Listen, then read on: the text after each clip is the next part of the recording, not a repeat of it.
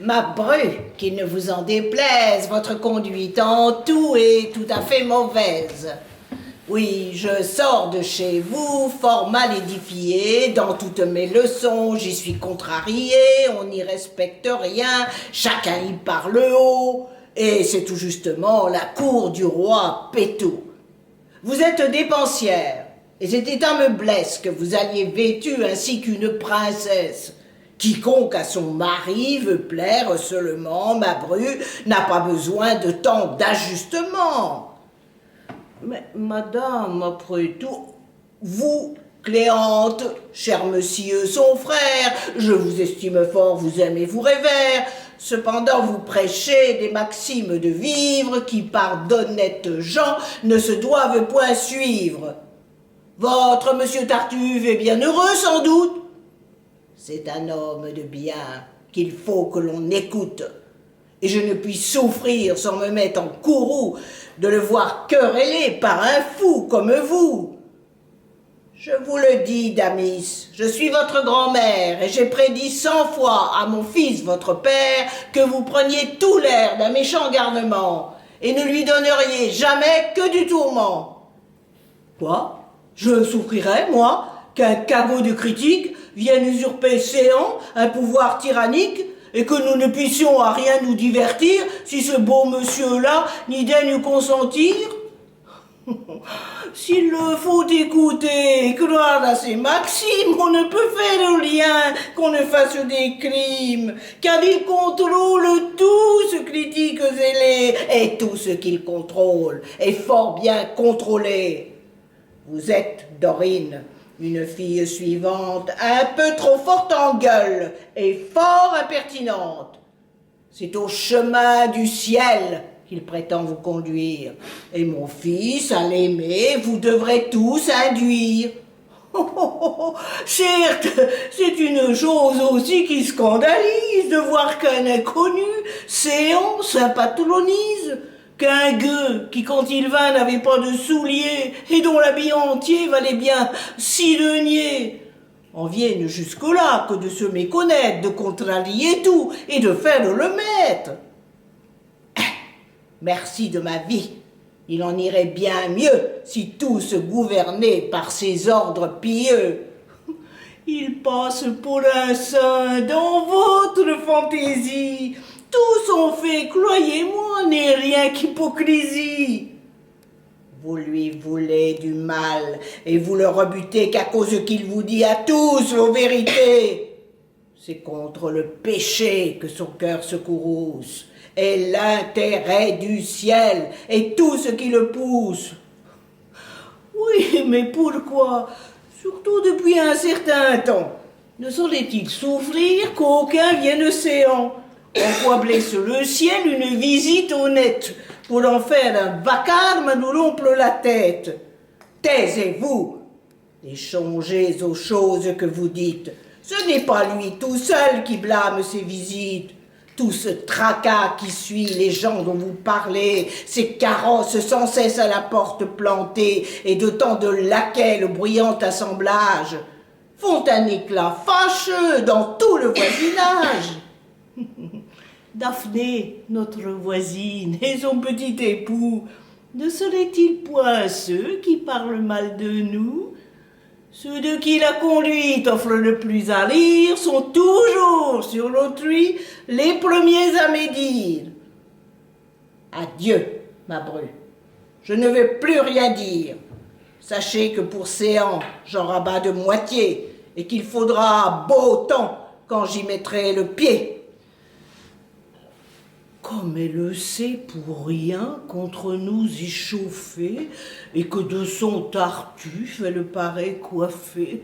Oh, vraiment, tout cela n'est rien au prix du fils, et si vous l'aviez vu, vous diriez c'est bien pis. Nos troubles l'avaient mis sur le pied d'homme sage, et pour servir son prince, il montra du courage. Mais il est devenu comme un homme hébété, depuis que de Tartuffe, on le voit entêté. Il l'appelle son frère et l'aime dans son âme 100 fois plus qu'il ne fait, mère, fils, fille et femme. C'est de tous ses secrets, l'unique confident, et de ses actions, le directeur prudent. Il le choit, il l'embrasse. Et pour une maîtresse, on ne saurait, je pense, avoir plus de tendresse. À table, au plus haut bout, il veut qu'il soit assis. Avec joie, il y voit manger autant que 6. Les bons morceaux de tout, il faut qu'on lui cède. Et s'il vient à roter, il lui dit « Dieu vous aide ».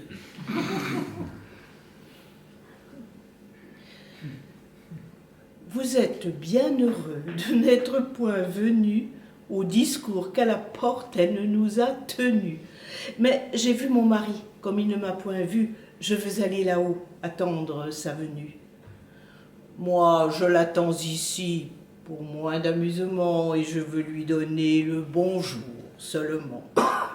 De mon hymen prochain, touchez-lui quelques mots. J'ai soupçon que Tartuffe à son effet s'oppose. Il entre.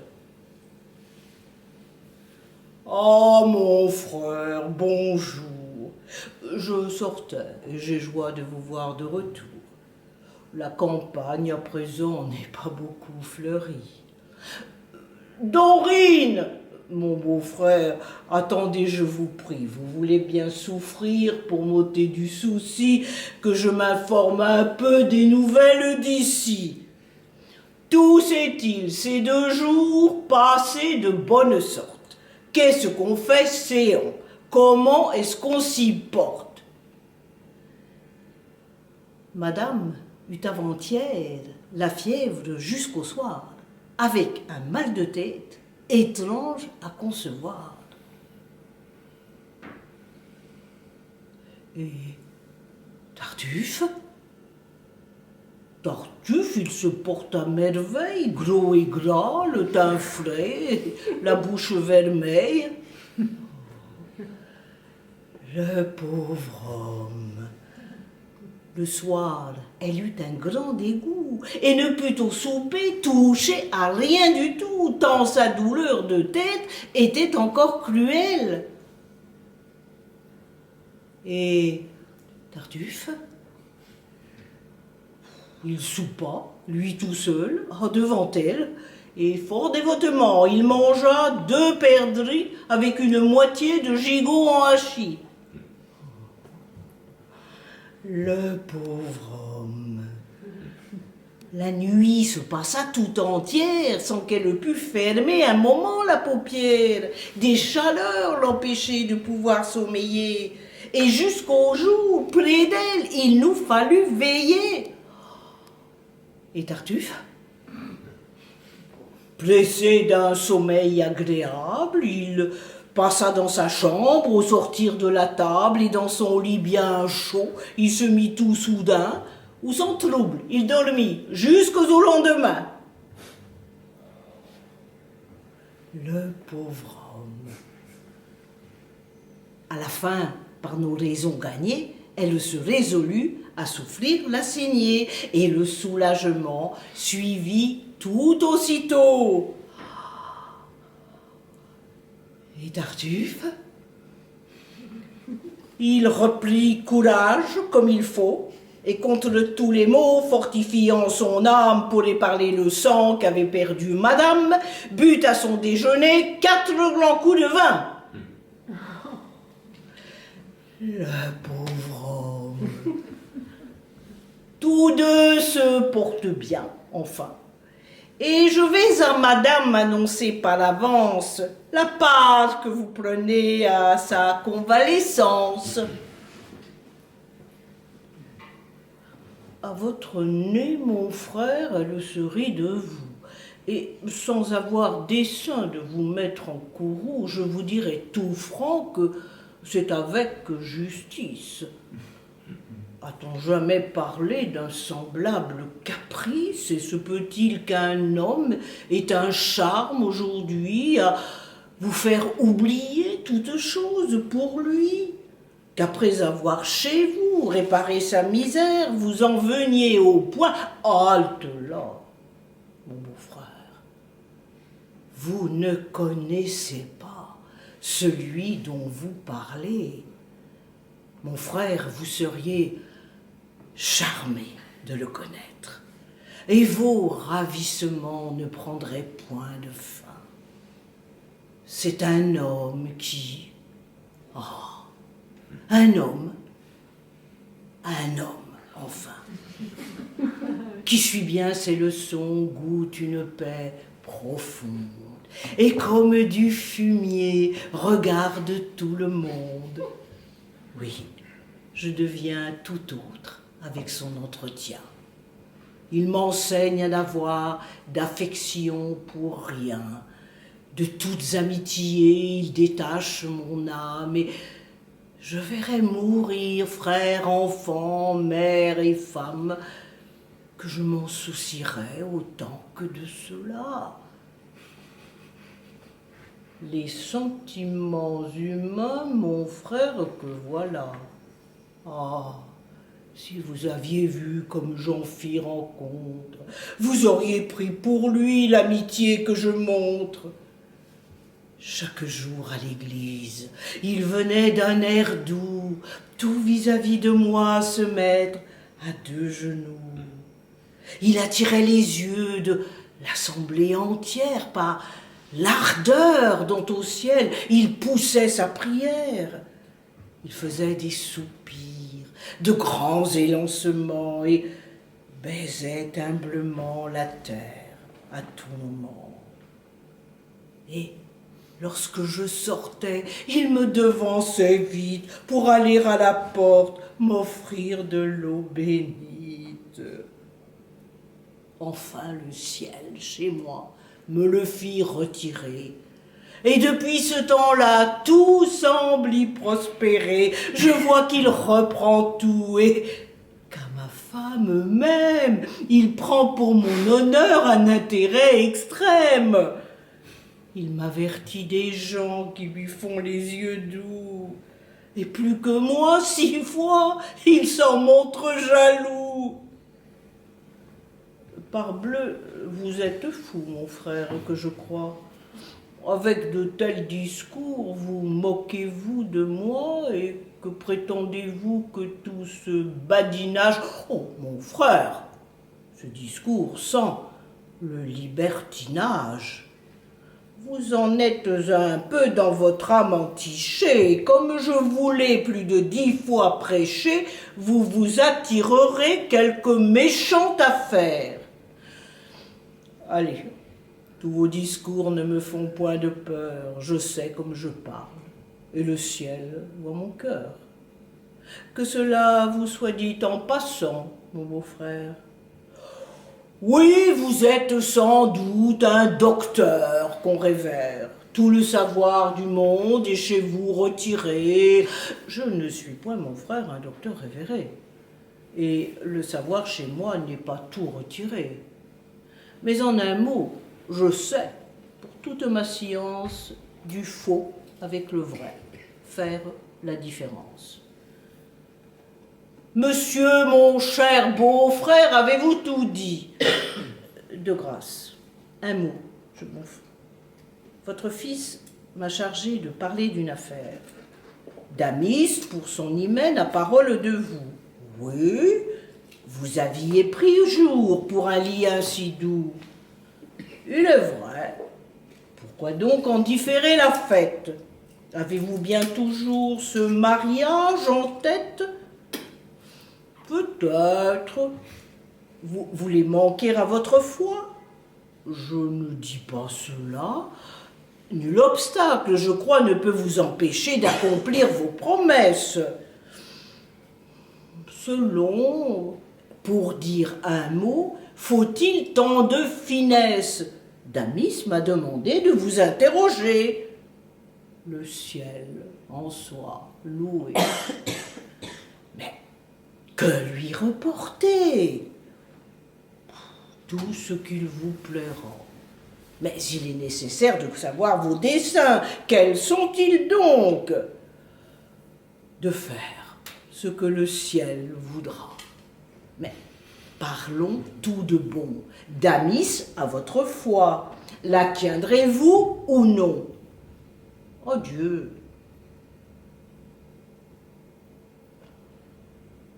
Pour son amour, je crains une disgrâce, et je dois l'avertir de tout ce qui se passe. Que la foudre sur l'heure achève mes destins, qu'on me traite partout du plus grand des faquins, s'il n'est aucun respect ni pouvoir qui m'arrête, et si je ne fais pas quelques coups de ma tête. Il faut que de ce fin j'arrête les complots, et qu'à l'oreille un peu, je lui dise 2 mots. Oh, tout doux, envers lui comme envers votre père, laissez agir les soins de votre belle-mère. Sur l'esprit de Tartuffe, elle a quelque crédit. Il se rend complaisant à tout ce qu'elle dit. Et pour les bien avoir, douceur de cœur pour elle. Plût à Dieu qu'il fût vrai, la chose serait belle. Sur vos liens rompus, elle veut le sonder, savoir ses sentiments et lui faire reconnaître qu'elle fâcheux démêlée, il pourra faire naître. Son valet dit qu'il prie, mais je n'ai pu le voir. Mais ce valet m'a dit qu'il s'en allait descendre. Sortez donc, je vous prie, et me laissez l'attendre. Je puis être présent à tout cet entretien. Point. Il faut qu'il soit seul.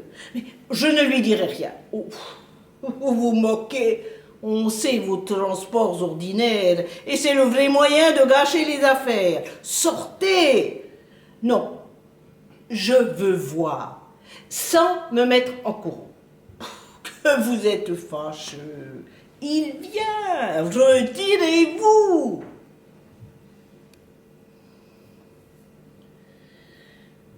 Laurent, serrez ma haire avec ma discipline et priez que toujours le ciel vous illumine.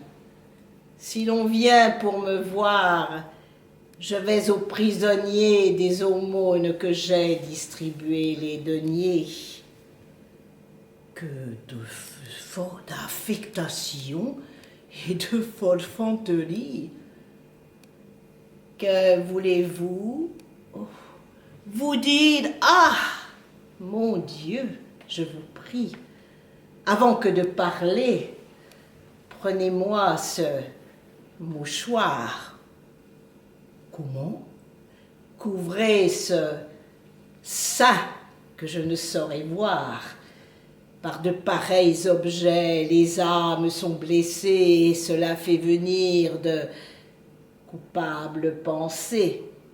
Oh, oh, oh, oh, vous êtes donc bien tendre à la tentation et la chair sur vos sens fait grande impression.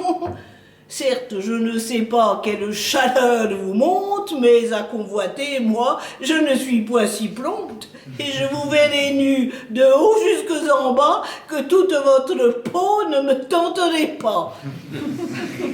Mettez dans vos discours un peu de modestie, ou je vais sur le champ vous quittez la partie. Oh non, non, c'est moi qui vais vous laisser dans le pot, et je n'ai seulement qu'à vous dire 2 mots.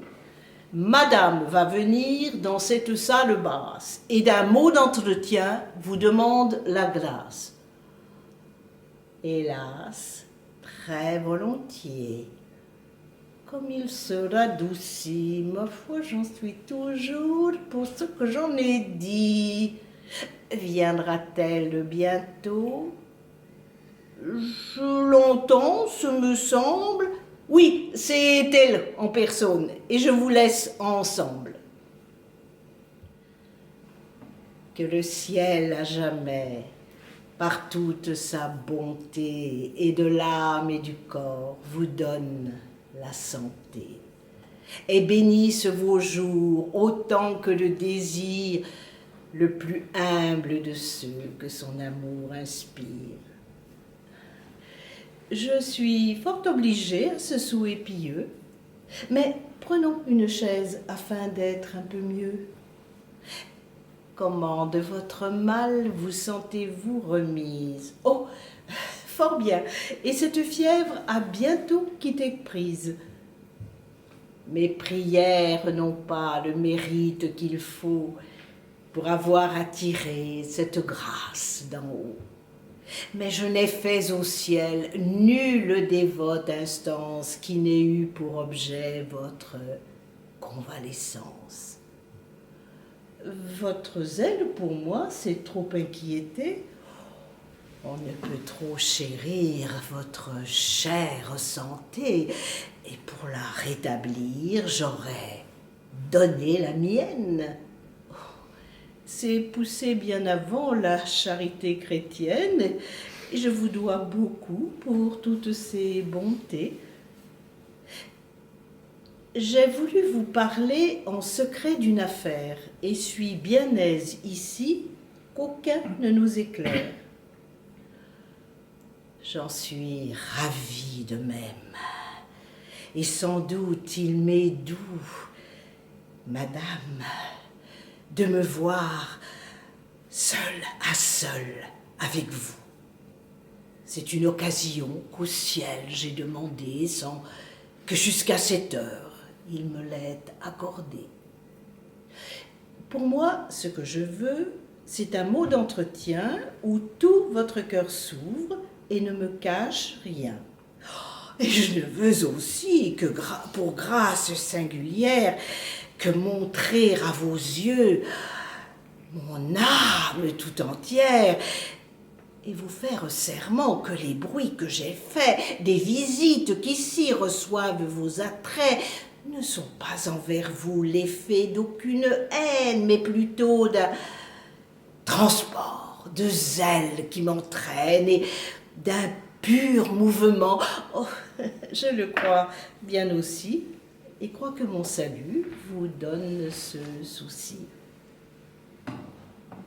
Oui, madame, sans doute. Et ma ferveur est telle... Oh, vous me serrez trop. C'est par excès de zèle. De vous faire aucun mal, je n'eus jamais dessein, et j'aurais bien plutôt... Mais que fait là votre main? Je tâte votre habit. L'étoffe en est moelleuse. Ah, de grâce, laissez, je suis fort chatouilleuse. Mon Dieu, que de ce point l'ouvrage est merveilleux. On travaille aujourd'hui d'un air miraculeux. Jamais en toute chose on n'a vu si bien faire. Il est vrai, mais parlons un peu de notre affaire. On tient que mon mari, pour suivre votre loi, veut contraindre son fils et dégager sa foi. Il m'en a dit 2 mots, mais, madame, à vrai dire, le salut de Damis n'est pas ce qui m'inspire. Et je vois autre part les merveilleux attraits de la félicité qui fait tous mes souhaits. C'est que vous n'aimez rien des choses de la terre. Mon sein n'enferme pas un cœur qui soit de pierre. Pour moi, je crois qu'au ciel tendent tous vos soupirs, et que rien ici-bas n'arrête vos désirs. L'amour qui nous attache aux beautés éternelles n'étouffe pas en nous l'amour des temporels.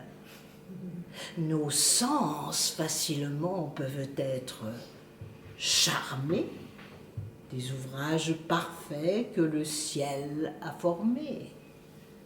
Ces attraits réfléchis brillent dans vos pareils, mais il étale en vous ses plus rares merveilles. Il a sur votre face épanché des beautés dont les yeux sont surpris et les cœurs transportés. Et je n'ai pu vous voir, parfaite créature, sans admirer en vous l'auteur de la nature, et d'une ardente amour sentir mon cœur atteint au plus beau des portraits où lui-même il s'est peint. D'abord, j'appréhendais que cette ardeur secrète ne fût du noir esprit une surprise adroite. Et même à fuir vos yeux, mon cœur se résolut, vous croyant un obstacle à faire mon salut. Mais enfin je connus, ô beauté tout aimable, que cette passion peut n'être point coupable, que je puis l'ajuster avec la pudeur. Et c'est ce qui m'y fait abandonner mon cœur. En vous est mon espoir, mon bien, ma quiétude. De vous dépend ma peine ou ma béatitude, et je vais être enfin par votre seul arrêt heureux, si vous voulez, malheureux, s'il vous plaît. La déclaration est tout à fait galante, mais elle est à vrai dire un peu bien surprenante. Vous deviez, ce me semble, armer mieux votre sein et raisonner un peu sur un pareil dessein. Un dévot comme vous, et que partout on nomme « Oh, pour être dévot, je n'en suis pas moins homme. » Et lorsqu'on vient à voir vos célestes appas, un cœur se laisse prendre et ne raisonne pas. Je sais qu'un tel discours de moi paraît étrange, mais madame, après tout, je ne suis pas un ange. Et si vous condamnez l'aveu que je vous fais, vous devez vous en prendre à vos charmants attraits. Mes yeux et mes soupirs vous l'ont dit 1000 fois, et pour mieux m'expliquer, j'emploie ici la voix. Votre honneur avec moi ne court point de hasard et n'a nulle disgrâce à craindre de ma part. Tous ces galants de cour dont les femmes sont folles sont bruyants dans leurs faits et vains dans leurs paroles. De leur progrès sans cesse on les voit se targuer, ils n'ont point de faveur qu'ils n'aillent divulguer. Mais les gens comme nous brûlent d'un feu discret, avec qui pour toujours on est sûr du secret. Le soin que nous prenons de notre renommée répond de toutes choses à la personne aimée, et c'est en nous qu'on trouve, acceptant notre cœur, de l'amour sans scandale et du plaisir sans peur. N'appréhendez-vous point que je ne sois d'humeur à dire à mon mari cette galante ardeur, et que le prompt avis d'un amour de la sorte ne pût bien altérer l'amitié qu'il vous porte? Je sais que vous avez trop de bénignité et que vous ferez grâce à ma témérité, et considérerez en regardant votre air que l'on n'est pas aveugle et qu'un homme est de chair.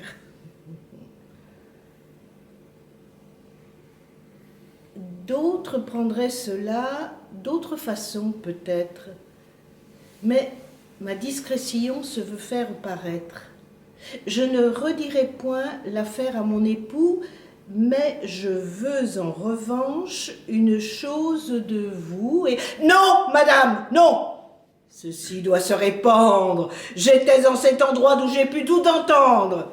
Et la bonté du ciel m'y semble avoir conduit pour confondre l'orgueil d'un traître qui me nuit, pour m'ouvrir une voie à prendre la vengeance de son hypocrisie et de son insolence, à détromper mon père et lui mettre en plein jour l'âme d'un scélérat qui vous parle d'amour. Non, Damis, il suffit qu'il se rende plus sage et tâche à mériter la grâce où je m'engage. Puisque je l'ai promis, ne m'en dédites pas. Ce n'est point mon humeur de faire des éclats. Une femme se rit de pareille sottise, et jamais d'un mari n'en trouble les oreilles. Vous avez vos raisons pour en user ainsi, et pour faire autrement, j'ai les miennes aussi.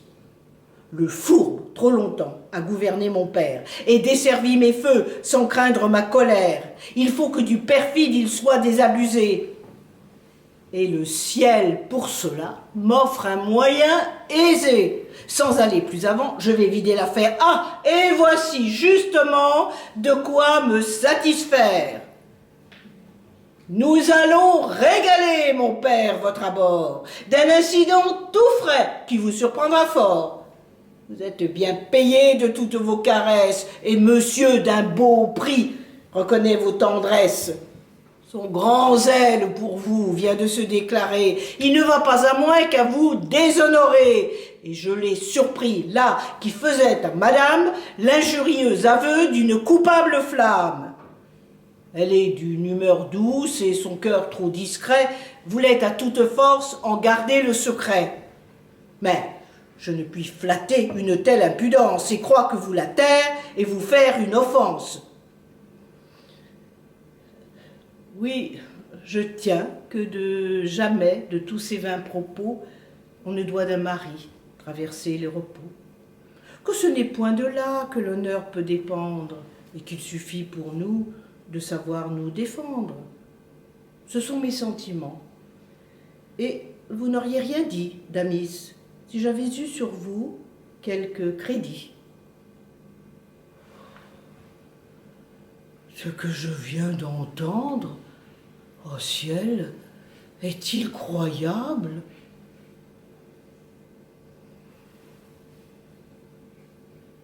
Oui, mon frère, je suis un méchant, un coupable, un malheureux pécheur tout plein d'iniquité, le plus grand scélérat qui jamais ait été.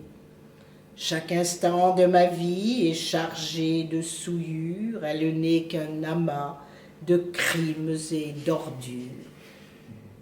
Et je vois que le ciel, pour ma punition, me veut mortifier en cette occasion. Croyez ce qu'on vous dit, armez votre courroux, et comme un criminel, chassez-moi de chez vous. Je ne saurais avoir tant de honte en partage que je n'en ai encore mérité davantage. Ah, mon fils, oses-tu bien, par cette fausseté, vouloir de sa vertu ternir la pureté? Quoi? La feinte douceur de cet âme hypocrite vous fera démentir? Tais-toi, peste maudite! Ah, laissez-le parler, vous l'accusez à tort, et vous feriez bien mieux de croire à son rapport. Pourquoi sur un tel fait m'être si favorable? Savez-vous, après tout, de quoi je suis capable? Vous fiez-vous, mon frère, à mon extérieur, et pour tout ce qu'on voit, me croyez-vous meilleur? Tout le monde me prend pour un homme de bien, mais la vérité pure est que je ne vaux rien. Oui, mon cher fils, parlez. Traitez-moi de perfide, d'infâme, de perdu, de voleur, d'homicide. Accablez-moi de noms encore plus détestés, je n'y contredis point, je les ai mérités.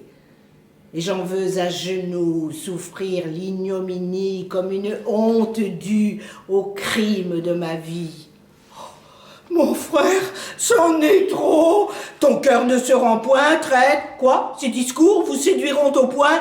Tais-toi, panda. Oh, mon frère, levez-vous de grâce. Infâme! Oh, il peut? Tais-toi. J'enrage. Quoi? Je passe. Si tu dis un seul mot, je te romprai les bras. Mon frère, au nom de Dieu, ne vous emportez pas. J'aimerais mieux souffrir la peine la plus dure qu'il eût reçue de moi, la moindre égratignure. Ingrat! Je sais bien quel motif à l'attaquer t'oblige. Vous le haïssez tous, et je vois aujourd'hui femmes, enfants et valets déchaînés contre lui. Mais plus on fait d'efforts afin de le bannir, plus j'en veux employer à le mieux retenir. Je vous brave tous, et vous ferai connaître qu'il faut qu'on m'obéisse et que je suis le maître.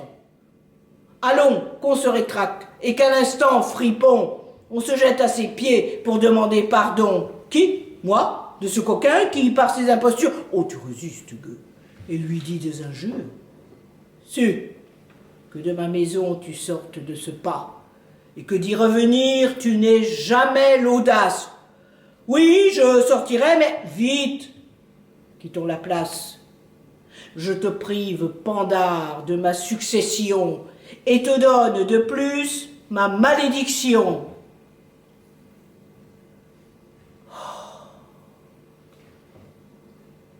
Offenser de la sorte une sainte personne. Ô ciel, pardonne-lui la douleur qu'il me donne. Si vous pouviez savoir avec quel déplaisir je vois qu'envers mon frère on tâche à me noircir. Hélas! Le seul penser de cette ingratitude fait souffrir à mon âme un supplice si rude. L'horreur que j'en conçois, j'ai le cœur si serré que je ne puis parler et crois que j'en mourrai. Remettez-vous, mon frère, et ne vous fâchez pas. Rompons le cours de ces fâcheux débats. Je regarde Céan, quel grand trouble j'apporte, et crois qu'il ait besoin, mon frère, que j'en sorte. Ah non, vous demeurerez. Il y va de ma vie. Eh bien, il faudra donc que je me mortifie. L'honneur est délicat, et l'amitié m'engage à prévenir les bruits et les sujets d'ombrage. Je fuirai votre épouse, et vous ne me verrez... Ah non! En dépit de tout, vous la fréquenterez. Faire enrager le monde est ma plus grande joie, et je veux qu'à toute heure, avec elle, on vous voit. Ce n'est pas tout encore. Pour les mieux braver tous, je ne veux point avoir d'autre héritier que vous.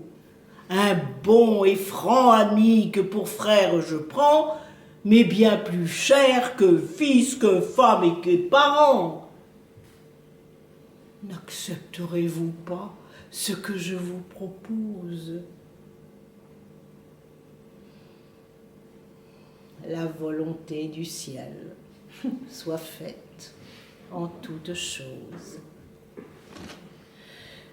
Oui, tout le monde en parle, et vous pouvez m'en croire, l'éclat que fait ce bruit n'est point à votre gloire.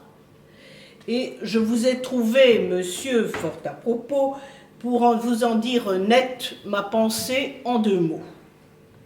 Supposons que Damis n'en ait pas bien usé, et que ce soit à tort qu'il vous ait accusé. N'est-il pas d'un chrétien de pardonner l'offense et d'éteindre en son cœur tout désir de vengeance? Hélas, je le voudrais quant à moi de bon cœur. Je ne garde pour lui, monsieur, aucune aigreur. Je lui pardonne tout, de rien je ne le blâme, et voudrais le servir du meilleur de mon âme. Mais l'intérêt du ciel n'y saurait consentir, et s'il reste séant, c'est à moi d'en sortir. Des intérêts du ciel, pourquoi vous chargez-vous? Pour punir le coupable, a-t-il besoin de nous? Laissez-lui le soin de ses vengeances, ne songez qu'au pardon qu'il prescrit des offenses. Je vous ai déjà dit que mon cœur lui pardonne et sait faire, monsieur, ce que le ciel ordonne. Mais après le scandale et l'affront d'aujourd'hui, le ciel n'ordonne pas que je vive avec lui.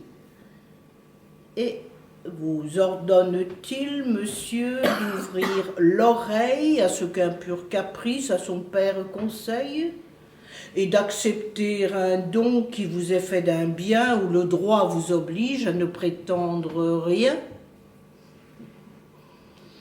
Tous les biens de ce monde ont pour moi peu d'appât.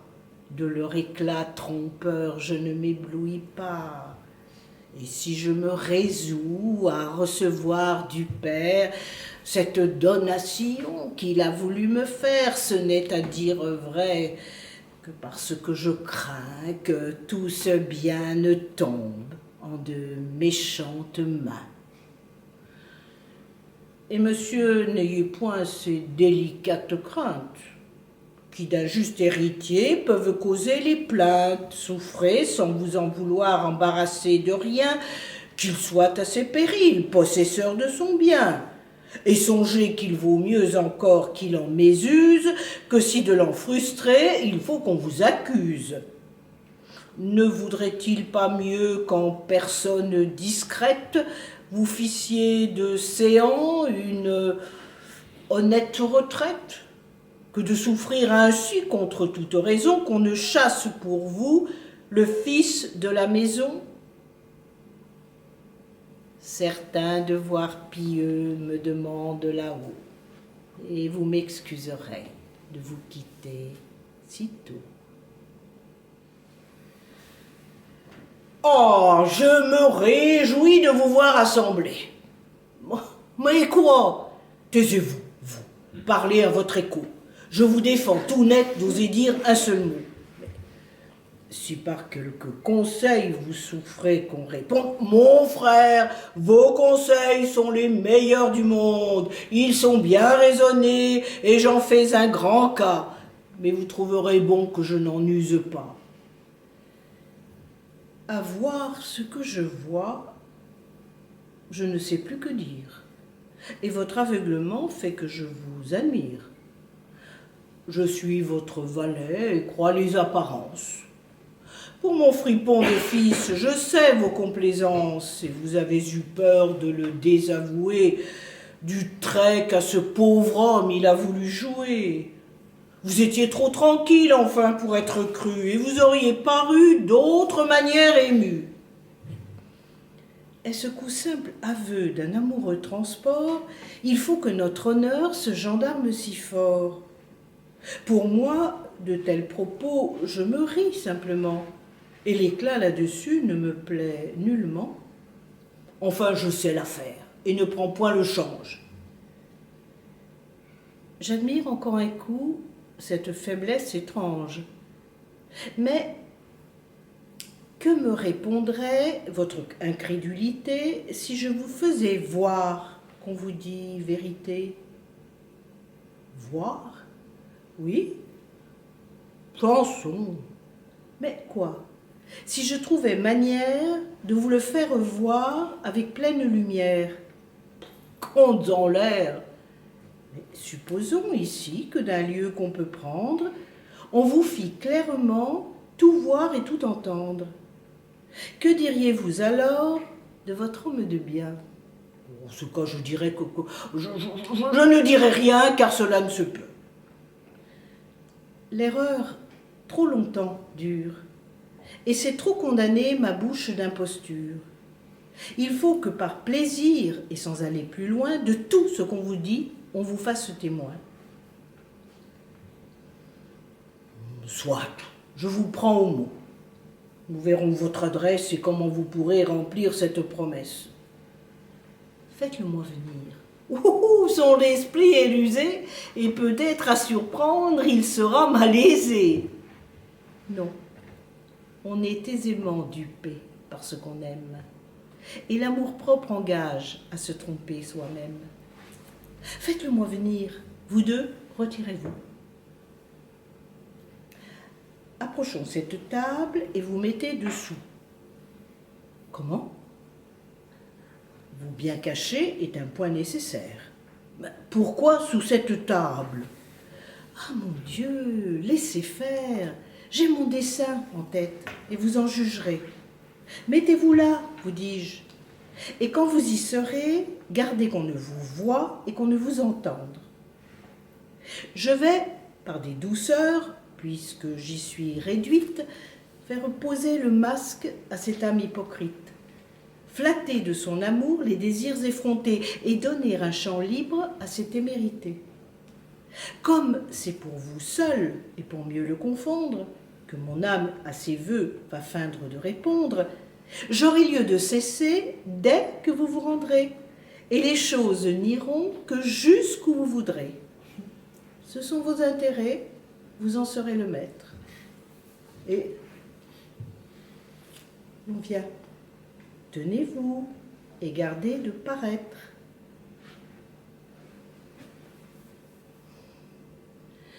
On m'a dit qu'en ce lieu, vous me vouliez parler.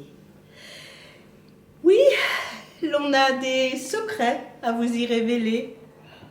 Mais tirez cette porte avant qu'on vous les dise et regardez partout de crainte de surprise. Damis m'a fait pour vous une frayeur extrême, et vous avez bien vu que j'ai fait mes efforts pour rompre son dessein et calmer ses transports. Mon trouble, il est bien vrai, m'a si fort possédé que de le démentir, je n'ai pas eu l'idée. Mais par là, grâce au ciel, tout a bien mieux été, les choses en sont dans plus de sûreté. L'estime où l'on vous tient a dissipé l'orage, et mon mari de vous ne peut prendre d'ombrage. Pour mieux braver l'éclat des mauvais jugements, il veut que nous soyons ensemble à tout moment, et c'est par où je puis, sans peur d'être blâmé, me trouver ici, seul, avec vous, enfermé, et ce qui m'autorise à vous ouvrir un cœur un peu trop prompt, peut-être, à souffrir votre ardeur.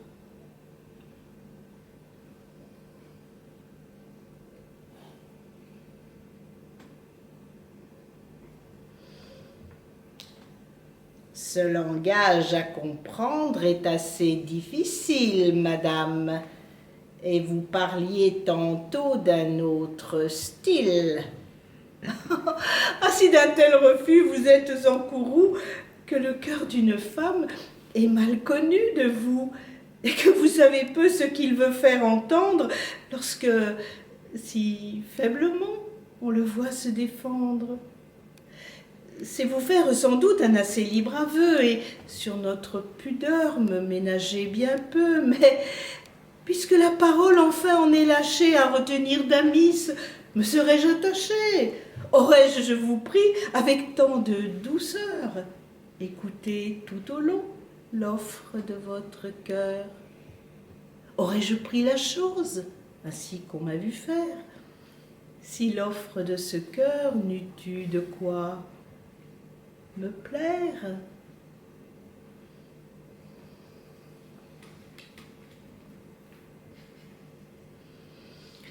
C'est sans doute, madame, une douceur extrême que d'entendre ces mots d'une bouche qu'on aime.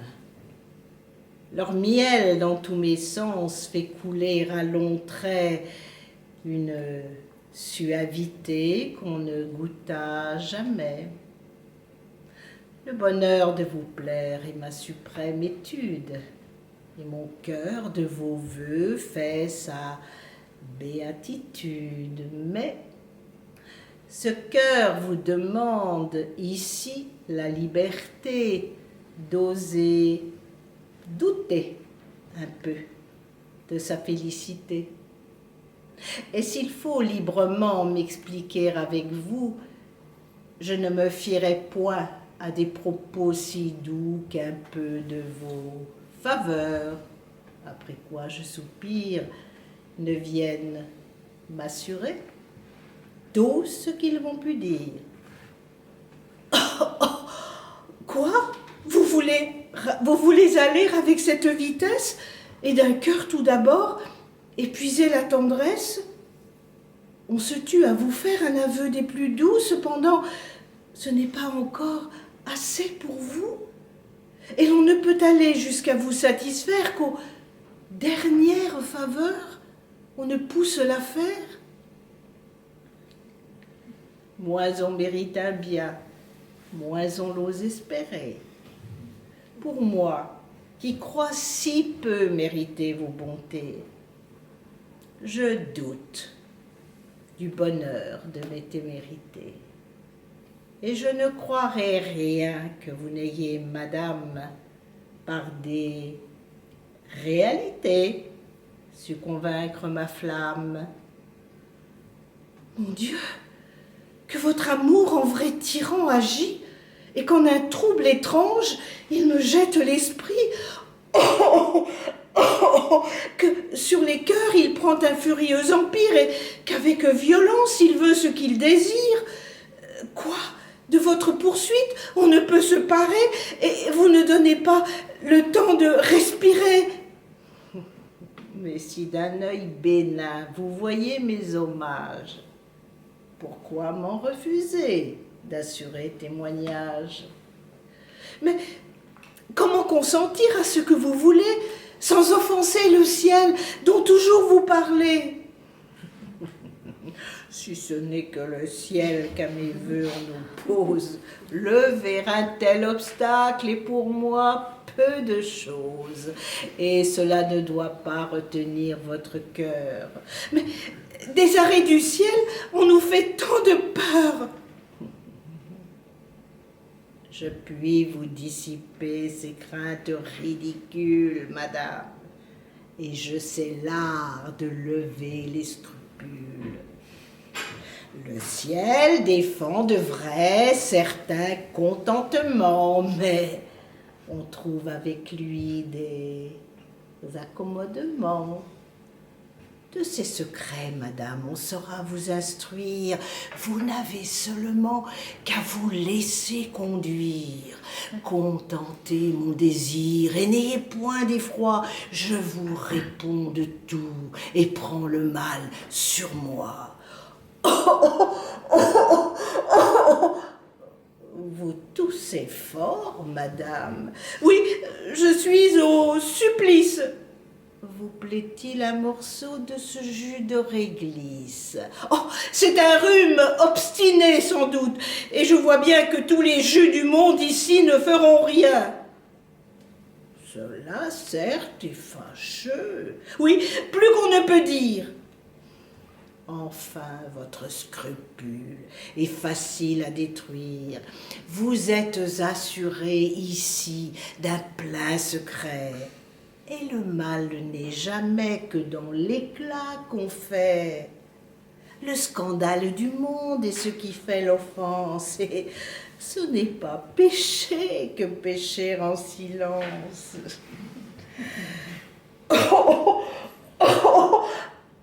Enfin, je vois qu'il faut se résoudre à céder, qu'il faut que je consente à vous tout accorder. Sans doute il est fâcheux d'en venir jusque-là, et c'est bien malgré moi que je franchis cela, mais puisque l'on s'obstine à m'y vouloir réduire, puisqu'on ne veut point croire à tout ce qu'on peut dire et qu'on veut des témoins qui soient plus convaincants, il faut bien s'y résoudre et contenter les gens. Si ce consentement porte en soi quelque offense, tant pis pour qui me force à cette violence.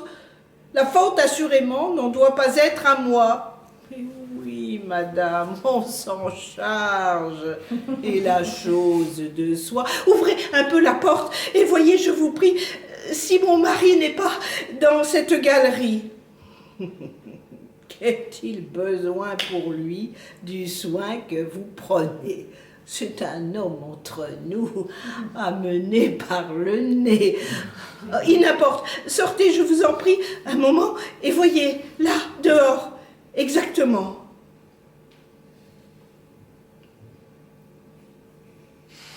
Voilà, je vous l'avoue, un abominable homme. Je n'en puis revenir. Et tout ceci, Ma somme. Quoi? Vous sortez si tôt? Vous vous moquez des gens. Rentrez sous le tapis, il n'est pas encore temps. Attendez jusqu'au bout pour voir les choses sûres et ne vous fiez point aux simples conjectures. Oh non, rien de plus méchant n'est sorti de l'enfer. Tout conspire, madame, à mon contentement. J'ai visité de l'œil tout cet appartement, personne ne s'y trouve, et mon âme ravie. Oh, tout doux! Vous suivez trop votre amoureuse envie, et vous ne devez pas tant vous passionner. Ha ha! L'homme de bien, vous m'en voulez donner? Comme aux tentations s'abandonne votre âme, vous écartiez mon fils et convoitiez ma femme. C'est contre mon humeur que j'ai fait tout ceci. Mais on m'a mise au point de vous traiter ainsi. Quoi? Vous croyez... Oh, allô, point de bruit, je vous prie. Partez de séance et sans cérémonie. Mon dessein... Oh, ces discours ne sont plus de saison. Il faut tout sur le champ sortir de ma maison. Quoi, mon père? Est-il vrai qu'un coquin vous menace? Oui, mon fils. Et j'en sens des douleurs non pareilles. Ah, laissez-moi, je veux lui couper les 2 oreilles. Modérez, s'il vous plaît, ces transports éclatants. Nous vivons sous un règne et sommes dans un temps où par la violence on fait mal ses affaires. Qu'est-ce? J'apprends ici de terribles mystères. Ce sont des nouveautés dont mes yeux sont témoins. Et vous voyez le prix dont sont payés mes soins. Je recueille avec zèle un homme en sa misère. Je le loge et le tiens comme mon propre frère. De bienfaits chaque jour, il est par moi chargé. Je lui livre mon âme et tout le bien que j'ai. Et dans le même temps, le perfide l'infâme tente le noir dessein de suborner ma femme. Mon fils, je ne puis du tout croire qu'il ait voulu commettre une action si noire. Comment? Les gens de bien sont enviés toujours. Que voulez-vous dire avec votre discours, ma mère? Que chez vous, on vit d'étranges sortes, et qu'on ne sait que trop la haine qu'on lui porte. Qu'a cette haine à faire avec ce qu'on vous dit? Je vous l'ai dit 100 fois quand vous étiez petit, la vertu dans le monde est toujours poursuivie. Les envieux mourront, mais non jamais l'envie. Je vous ai déjà dit que j'ai tout vu moi-même. Des esprits médisants, la malice est extrême. Vous me feriez damner, ma mère. Je vous dis que j'ai vu de mes yeux un crime si hardi. Les langues ont toujours du venin à répandre, et rien n'est ici-bas qui s'en puisse défendre. C'est tenir un propos de sens bien dépourvu. Je l'ai vu, dis-je, vu de mes propres yeux, vu ce qu'on appelle vu. Faut-il vous le rabattre aux oreilles 100 fois et crier comme 4? Il est besoin, pour accuser les gens, d'avoir de justes causes. Et vous deviez attendre de vous voir sûr des choses. Oh, diantre! Le moyen de m'en assurer mieux. Je devais donc, ma mère, attendre qu'à mes yeux il... Vous me feriez dire quelque sottise. Juste retour, monsieur, des choses d'ici-bas. Vous ne vouliez point croire, et l'on ne vous croit pas. Vous, mettez votre nez où vous n'avez que faire. Laissons au soin le ciel de détromper ma mère. Puis, par un doux hymen, couronnons en Damis la constance et l'ardeur d'un cœur vraiment épris.